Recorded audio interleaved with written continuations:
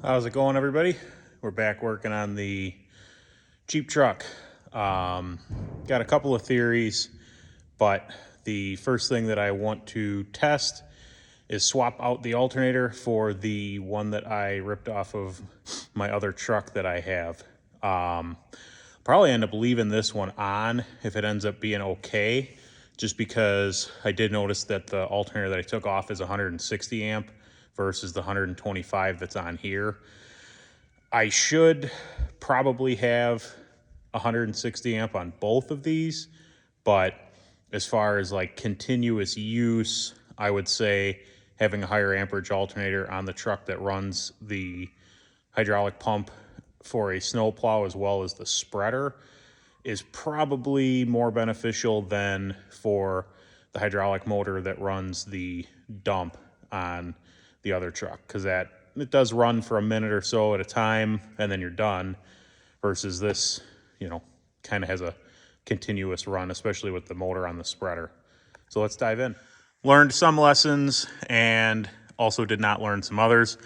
Brought a bigger wrench to be able to mainly get to the tensioner, because that's been a pain. Forgot a flashlight again, and also forgot a test light. So for the time being, I can use my scan tool.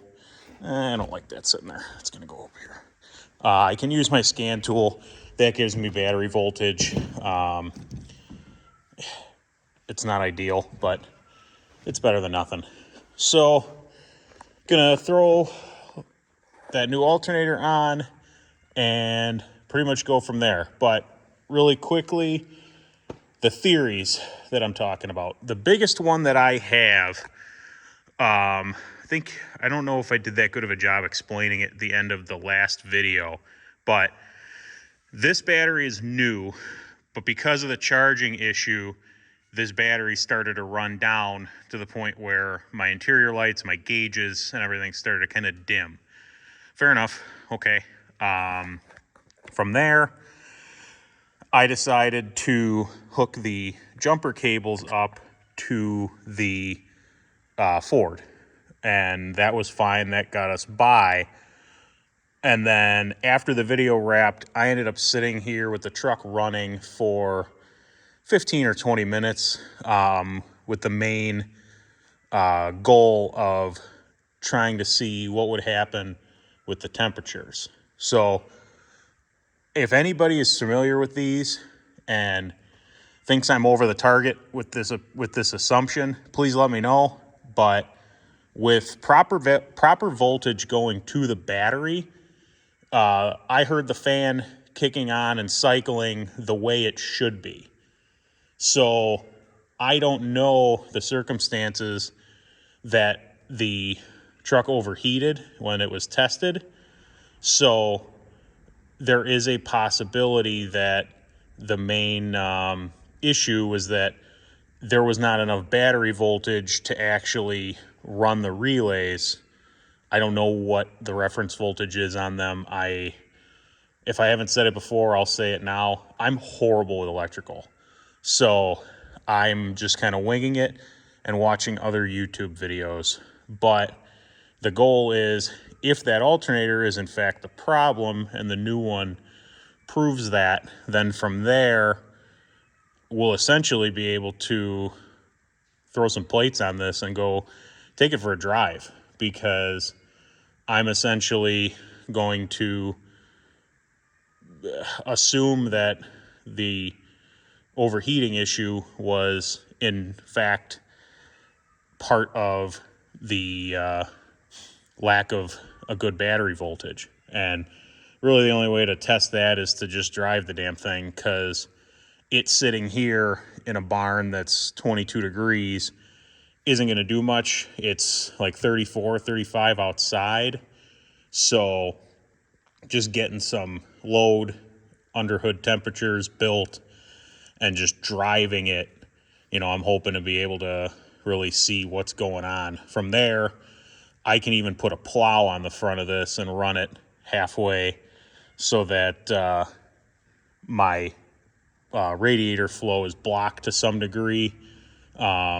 I know that if these trucks have a properly functioning cooling system, they will not overheat on, you know, a 30 to 50 degree day, even with the plow, you know, 3/4 of the way up driving down the road. So that to me is a pretty good test.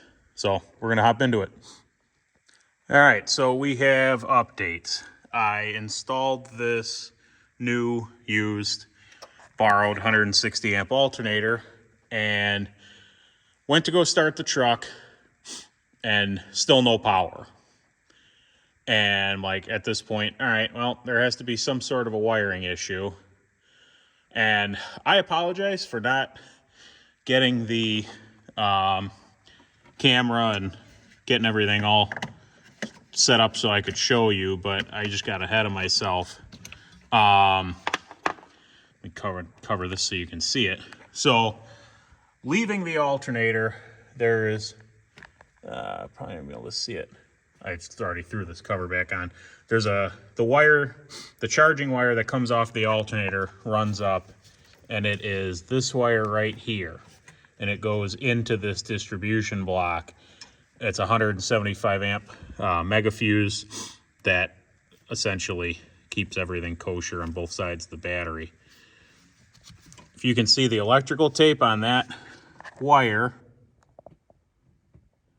was covering it completely, and this wire was just shoved off here by the AC components. Hooked it up, and we have battery charging again. Now, I don't know if that was, there's really no, I can come up with two ideas. The first is that somebody that worked for the company did that and messed with a lot of stuff on this truck to the point where it had 20 frickin' lights, like it had, so that they could get the truck cheap. And then the amount of time it took to get the title, they either forgot or lost interest or whatever. But to me, like, it went cheap enough where if I was scheming to do something like that, the price that it hit or even double that would have been still in the absolute steal category to me. The other idea is that they did that because there were some sort of other issue that having that alternator on and powering was actually causing more harm than good. But in complete and total transparency, I tested it. I hooked it up and I went and started the damn truck, and it fired right off and ran just fine. Now, granted, I have messed with and fixed some and eliminated a lot of the janky wiring on that side related to that dual battery. Just throw that cover back on before I forget.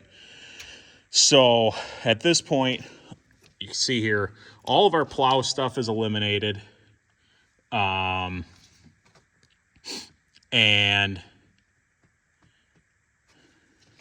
see, we're missing this wire here is a power to the plow. So I am going to be missing that for the plow, but that's fine because I'm going to either remove or relocate. I want to redo this because this wiring shouldn't be going over the intake like it is. It's fine. It's just I'm a little more OCD when it comes to the installs. But anyways, all of the extra wiring, I know there's strobe lights on this truck. I know these run to the solenoid for the plow. There's two powers and a ground that are all related to the plow. I believe this is for the strobes, and everything on that end is eliminated as well. So at this point, really the only other thing to do is close the hood for the first time in a little while, and I'm gonna hop in here and start it and just let it run for a little while and see. You can see I already had it running. Turn the air off. I already had it running. We're creeping in at 210, but as you can see, we are charging. And better yet, aside from the airbag light, I have no dash lights right now. Granted, the battery's been hooked up, unhooked countless times, so if there is anything, I'm not going to see it. But yeah, we're going to just play with it.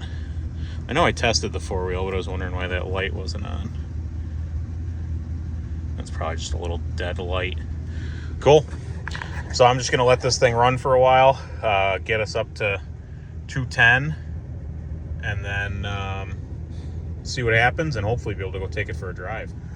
All right, so as we left the barn, pardon the inevitable noise, but okay, see they went off. As soon as I start going, I'm going to get a traction control and a stability light.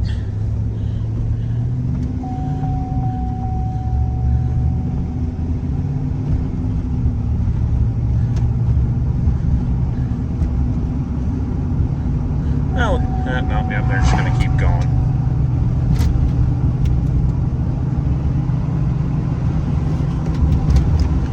Big thing we're looking at right now is our temperature. We are right at 210. I wanted to let it get there, close to it, before I even took off. I'm going to drive down a little ways. This road goes for about 2.5 miles. But fucking steering's tight. $1,000. $1,000 and about 8 hours of actual attention. I know it won't even tell me the temperature. Sometimes these do. Yeah, so it's 32 degrees, and it's it's 32 degrees, and I have the heat going, so this is kind of the best case scenario for something with an overheating issue, I will say. But we'll see. If I didn't say it already, I'm gonna hook my scanner up to it as soon as I get parked down here at the end of this road. Let me get that going. All right, so we're driving. Coolant temp seemed fine. You can hear it. There's the engine noise, but it's weird. It wasn't doing this cold. It only did this when it got hot. And the noise almost sounds like it's coming from the trans area. So I'm not sure. But I've got my scanner hooked up now. I'm not afraid to drive it. Worst case scenario, this thing gets a motor put in it. So 195.8. We're right on the money. It's just such a weird fucking noise. It wasn't even doing that when I left.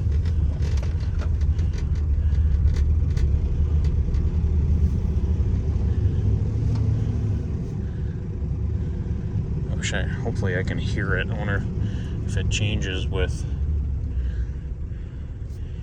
Huh.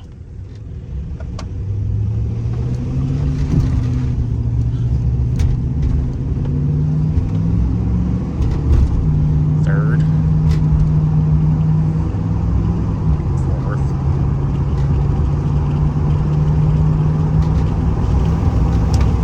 Fifth.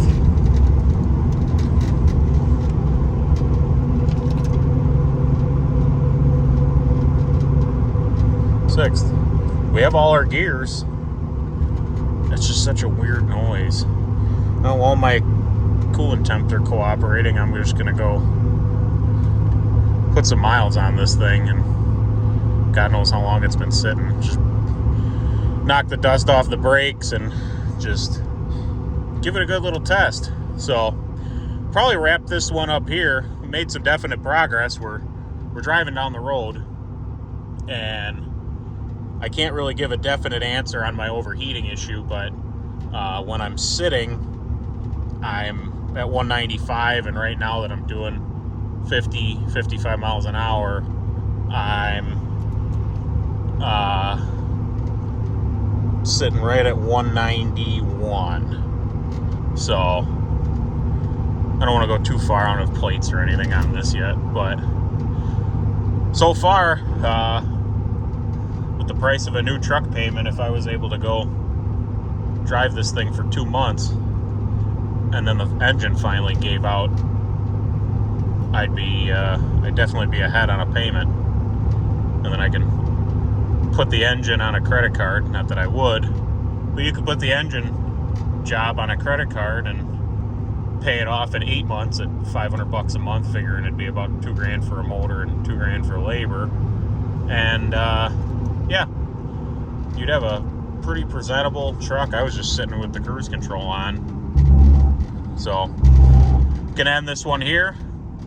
If you like these kinds of videos, if you want me to keep doing these cheapo vehicle fix-ups and challenges, or whatever the heck you want to call it, feel free to let me know out in the comments. If you like it and you're haven't subscribed yet, please go ahead and do that so that it helps me build the channel. Thank you all for watching, and we'll see you next time. I just had to do a quick little update. I'm driving this thing home, and I don't hear that noise anymore. It's that's a mystery. So the engine noise is yet another weird thing to try and figure out.